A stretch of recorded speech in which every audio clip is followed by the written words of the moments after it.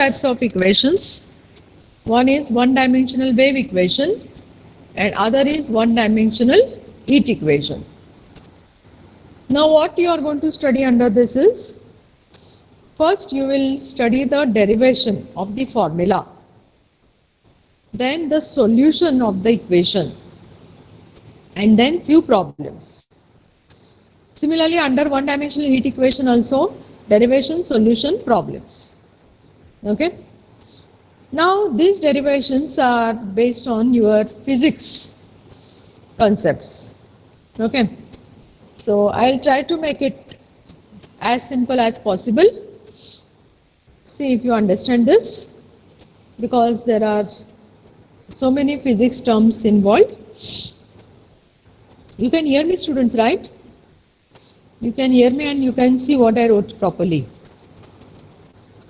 Okay, say something in chat box.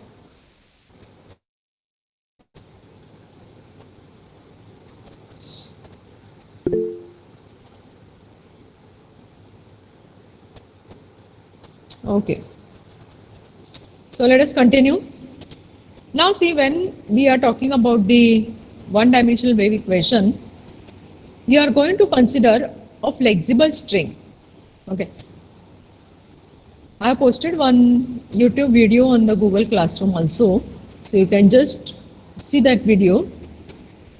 So practically it is shown how the string is stretched. So just imagine, students, you have some string and you have stretched it, and it is at distance L apart from your both hands or walls, you can say. And if you leave one hand or if you leave it from other wall, what will happen is there will be vibrations.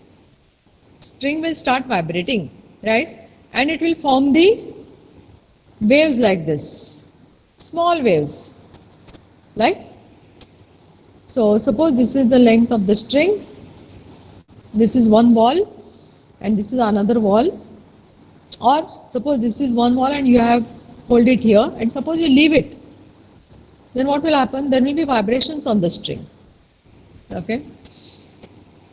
So how to write this? Because if it is asked to derive one-dimensional wave equation, you have to write whatever I am going to tell you, because a single problem, single derivation comes for 10 marks. And these are all sure shot questions, students. Either derivation comes or the solution comes for 10 marks and one problem. Okay. So write like this first. Consider a flexible string. Consider a flexible string tightly stretched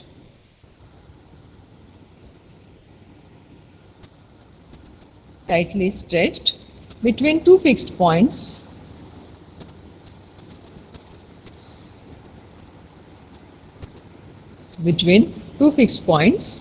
at distance L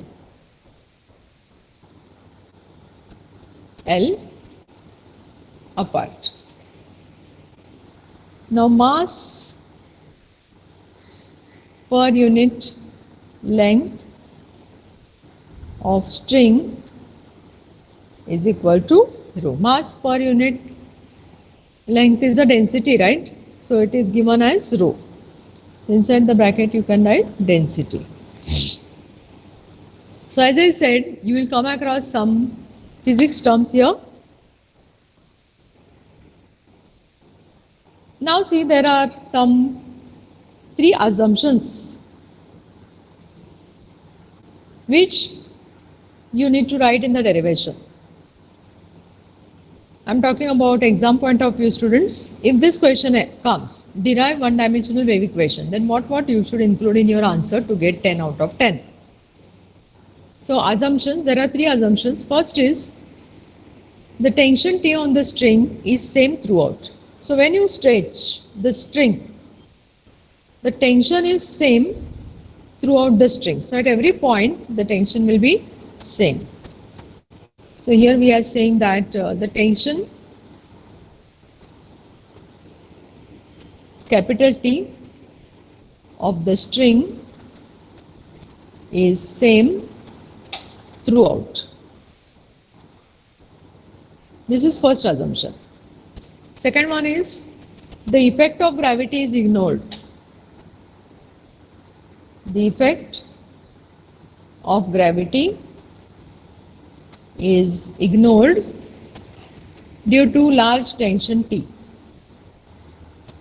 Due to large tension T.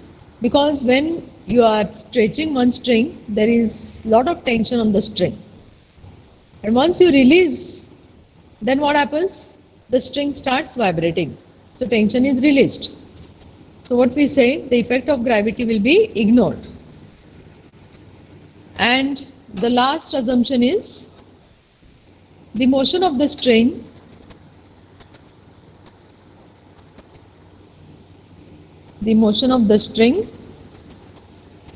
is in the small transverse vibrations. So as I have drawn here,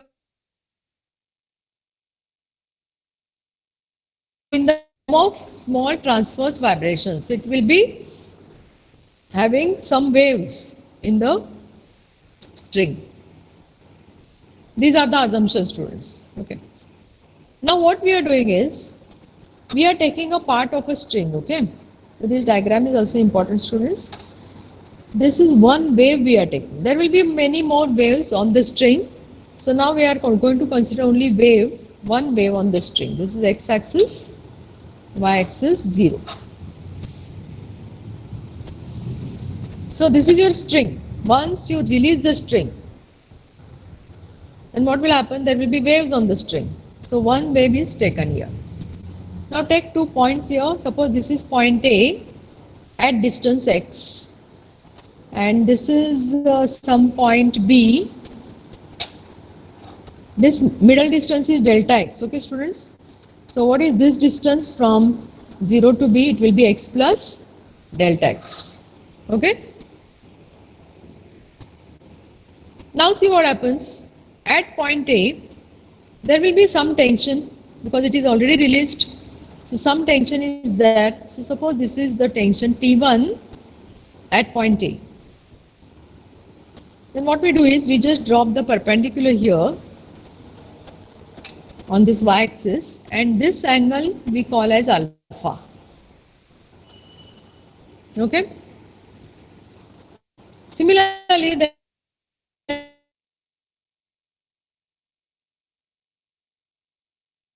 will be some tension T2, and then we take the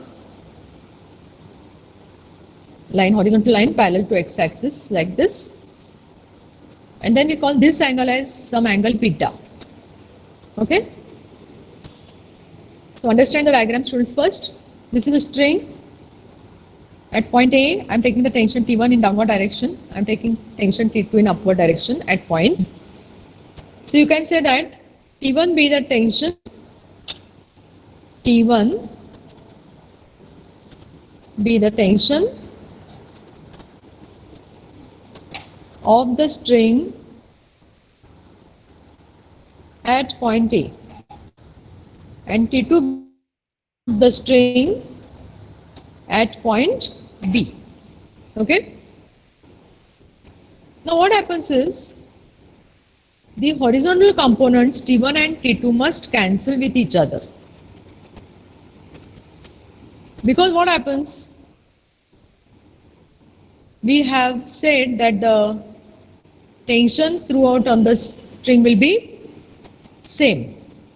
So horizontal component will be what, students? Can you tell me? What will be horizontal component here? Horizontal component means this component, right?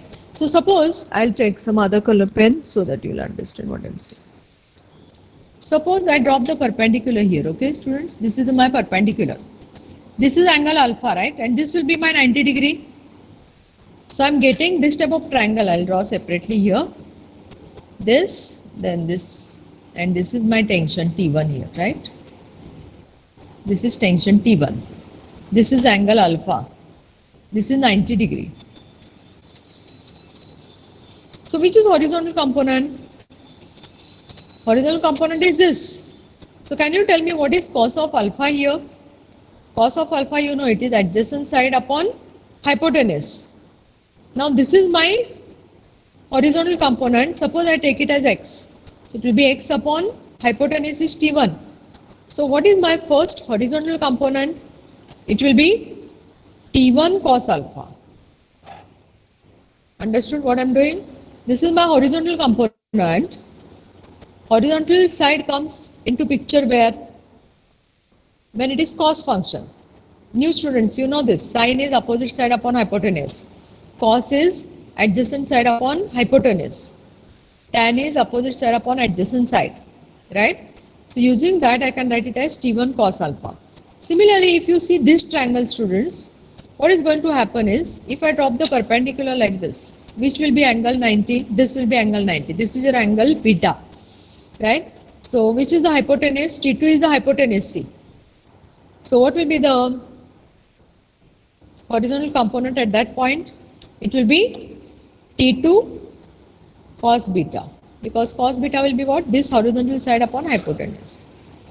And as both are same, we say that this is T. Okay. So you can mention about the angles also, where alpha and beta are the angles made by T1 and T2 with the horizontal. Okay. Now tell me about the vertical component, students, at point A and B. What will be vertical component at A? And what will be vertical component at point B? Vertical component means which component? If you see here, it will be this, no? Same diagram is here, this one. So how you express this? Opposite side upon hypotenuse, right? Opposite side is vertical component. Hypotenuse is T1. So it is nothing but T1 sine alpha. And here also vertical component is this, so it will be T2 sine beta. So remember like this, whenever you are talking about the horizontal component, cos comes into the picture. Whenever you are talking about the vertical component, sine comes into the picture, sine alpha and sine beta. Now one more thing I want to tell you, students, vertical component of A, if you see, it is going in downward direction, means it is going in the opposite direction. Actually, when we draw the line, this is our positive direction, students. This is our positive direction. So you have to take minus T1 sine alpha here, because it is going in downward direction. Okay. So we have done with vertical components and horizontal components. Now what will happen? We want resultant force acting vertically upwards. Just change the page. So as I told you, this is something which is not directly mathematics. It is related to physics. But because this derivation is important, you have to somehow remember the derivation. Okay. So resultant force acting vertically upwards is equal to what it will be? Sum of these two. Resultant force will be what? Sum of the force or the sum of the vertical components. So if I write positive component first, that is T2 sine beta, actually it is plus the other force, but it is with negative sign. Why negative sign? Because it is going in downward direction, opposite direction. So we are taking this force as minus T1 sine alpha. Okay. Now we got the force. Now what comes into the picture is Newton's second law of motion. See if anybody remembers, which you have done in your school.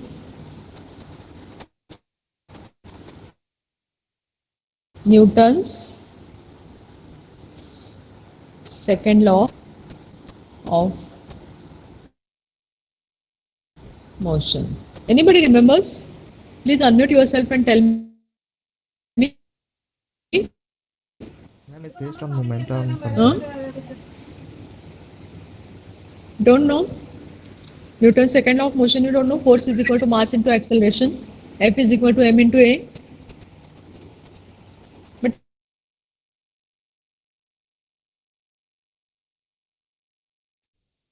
force is equal to mass into acceleration. Have you heard? Somewhere. Yes. Yes, Okay. So this is called as Newton's second law. Now we have to put it in our derivation. Now what is the resultant force we got? It is this, right? So I'm substituting T2 sine beta minus T1 sine alpha. Okay, what is mass basically, students? How you write mass? Mass is density into volume, correct? So here density is rho and volume is in which, what will be the volume? In which part you are talking about all these things? You are taken this part, right? And what is this? It is delta x.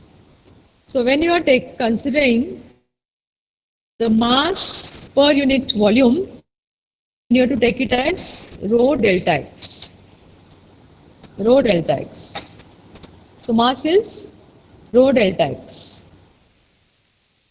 Rho is the density and delta x is the volume. Now, what about acceleration, students? Can you tell me something about acceleration? You have heard that velocity is first order derivative, acceleration is second order derivative, correct or no?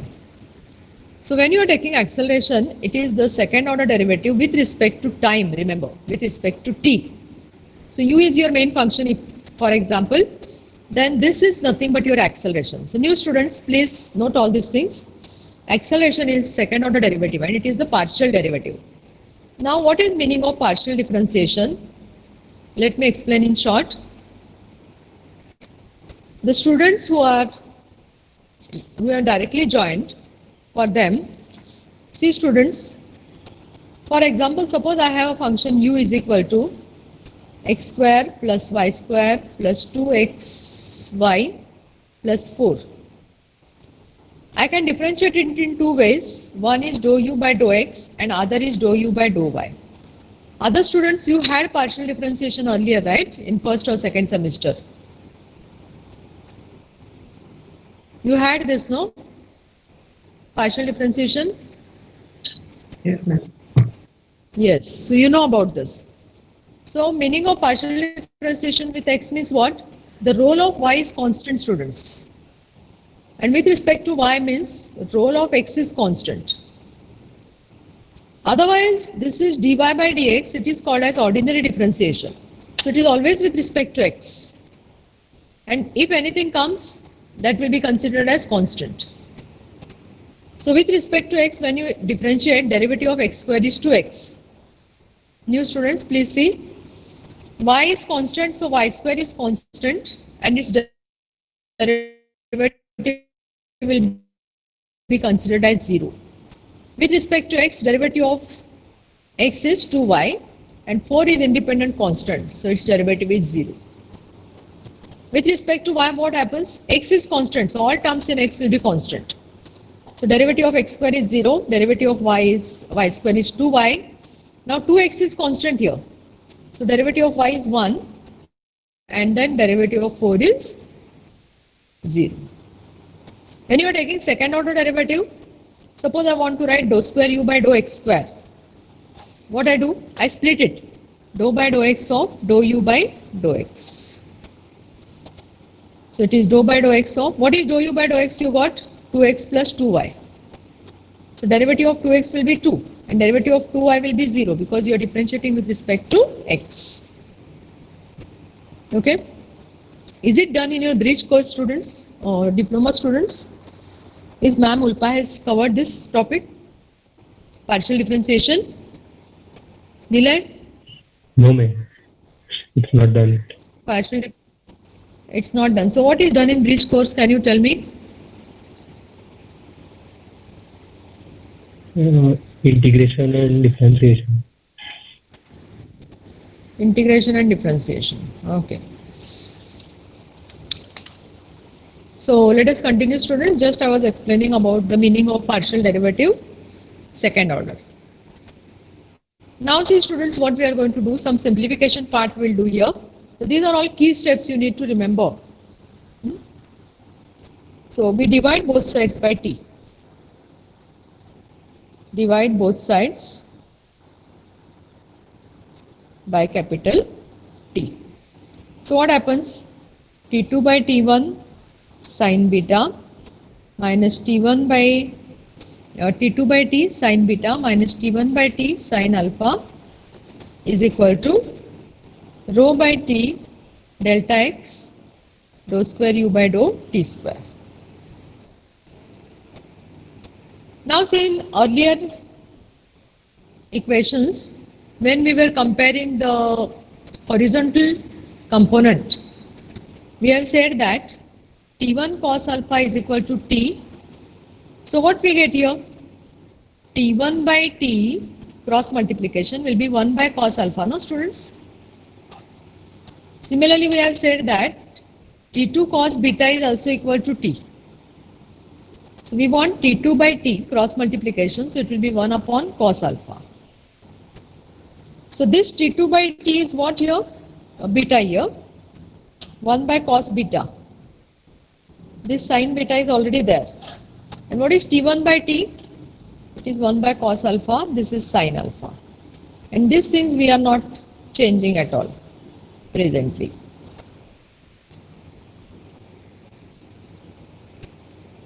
Okay. And then this is tan beta, no? Sin upon cos beta is tan beta minus tan alpha is equal to rho by T delta x dou square u by dou T square. Suppose this is your equation number 1. Okay. Now what tan represents? Anybody can tell me? What tan function represents? What is significance of tan? Tan function,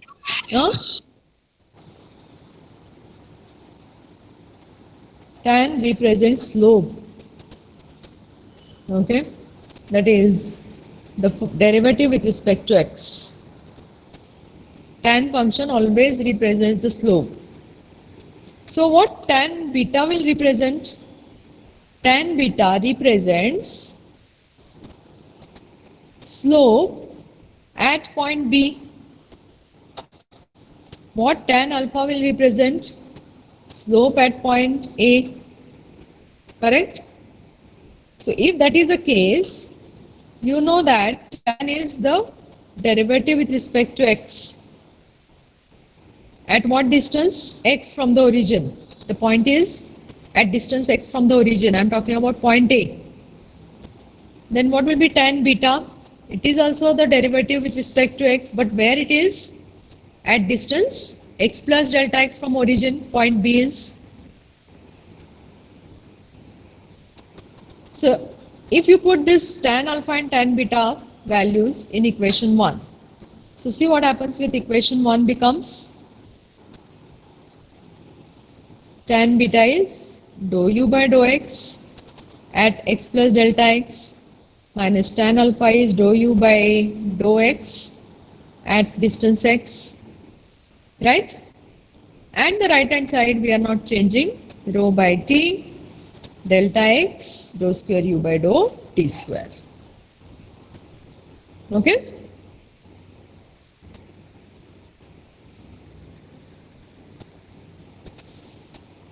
Now you can cross multiply by delta x here. So it is dou u by dou x at x plus delta x, dou u by dou x at x, and this delta x is cross multiplied. So what is remaining on the other side? rho by t, dou square u by dou t square. Okay. Now I want to take limit as delta x tends to 0 on both sides. So taking limit as delta x tends to 0. So how the left hand side will look, see? Limit as delta x tends to 0, dou u by dou x at x plus delta x minus dou u by dou x at x by delta x. Now see right hand side, if you observe, there is no term in delta x, right?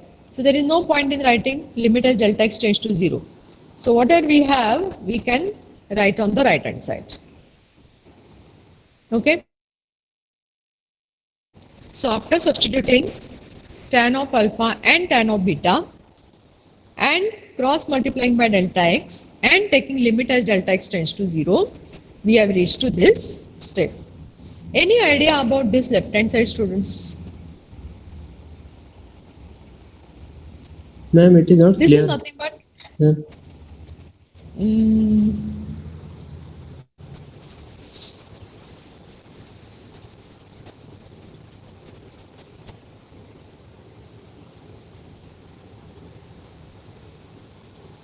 what is not clear? Is it blur? Yes, ma'am. Okay, just wait.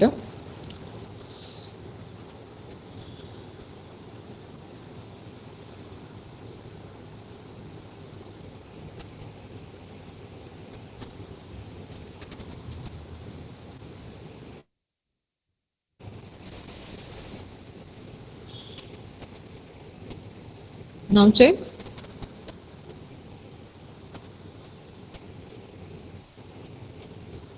Yes, ma'am. Now it is better. Okay. So students, can you tell me about this left hand side limit? What it represents? Have you heard about the basic definition of differentiation when you started learning derivative? Do you First remember it order was derivative. first order derivative? It was limit of f of x plus h minus f of x upon h as h tends to 0. That is the formula for first order derivative. That was f dash of x, right? But in place of that, we have something dou u by dou x. So for this left hand side, students, we can definitely write this. That is, it is in terms of partial derivative here. So it will be dou by dou x of what? The bracket term dou u by dou x. So it is the derivative of this function. Derivative of this function dou u by dou x, which is there in the bracket. If it was f of x plus h minus f of x, then it would have been f dash of x upon h as h tends to 0. So using the basic differentiation formula, which is in terms of limit, we can write this term. And the right don't change, dou u by dou t square. Okay. Now what is this? If you combine, it will be definitely dou square u by dou x square, second order partial derivative with respect to x. This is rho by t, dou square u by dou t square. Then what I can do is, I can transfer this rho by t to other side, cross multiplication. It will be t by rho, dou square u by dou x square is equal to dou square u by dou t square. Now be careful here, students. On one side, you are differentiating with respect to t. It is related to the acceleration, if you remember. And other side, you are differentiating with respect to x. Okay, so don't get confused. Now what we can do is we can put t by rho as some, yes, huh? It's blur, man. Yes, ma'am. The screen is better.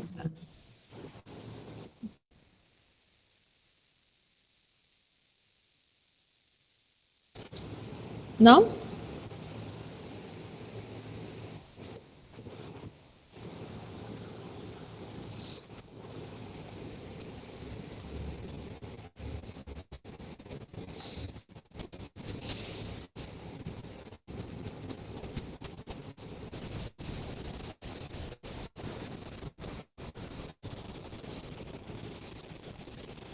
same.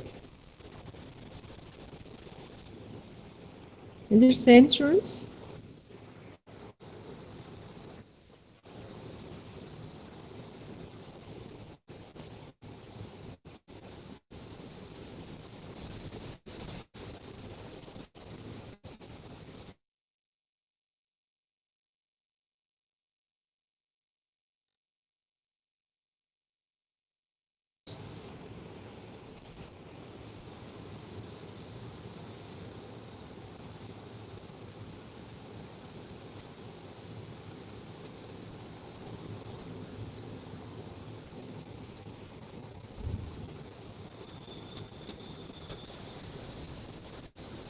No change, students?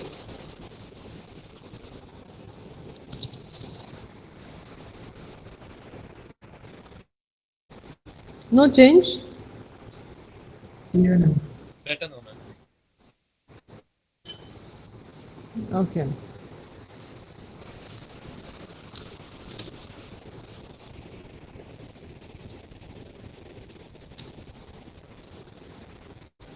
Okay, so T by rho, we are putting some constant. Now see, both the terms are on up.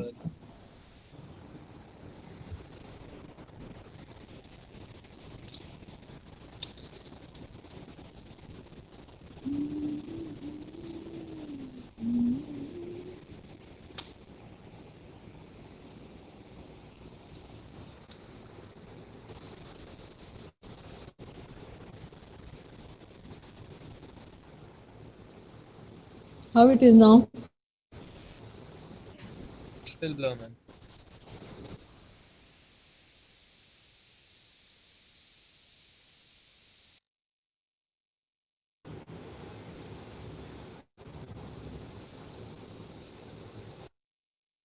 Okay, what is that?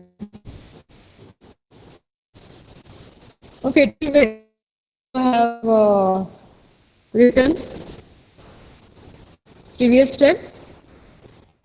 Okay, I'll put the pics on the group. So hardly 2-3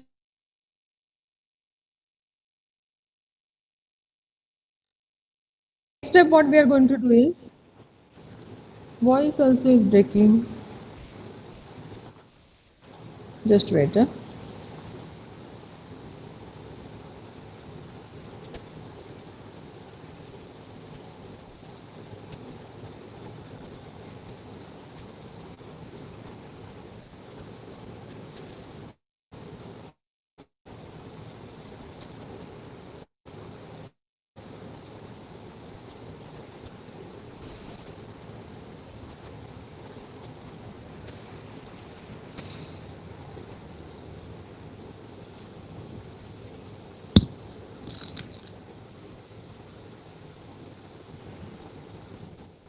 Okay, so the last two steps or last one step you can say you have to substitute t by rho is equal to some constant.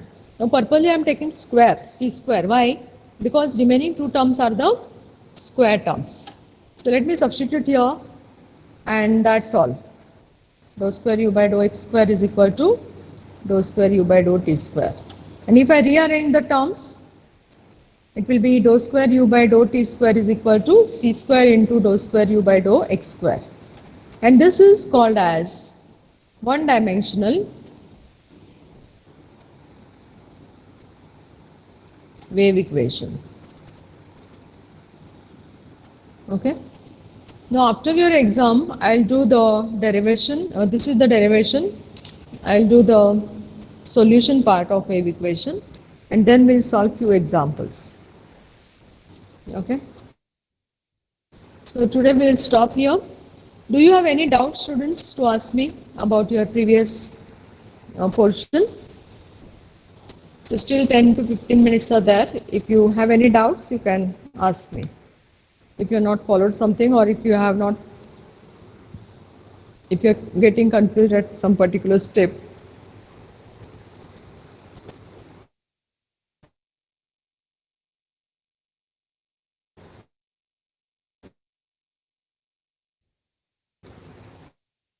Ma'am, this No, today's part is not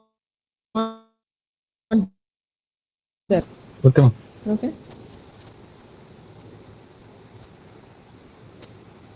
Okay, students. So today we'll stop here. Study for your IT. Now is it clear, students, or it is still blur? Still blur, ma'am. Okay. Okay, better to stop now. Okay, give the attendance, students. This is SCTC.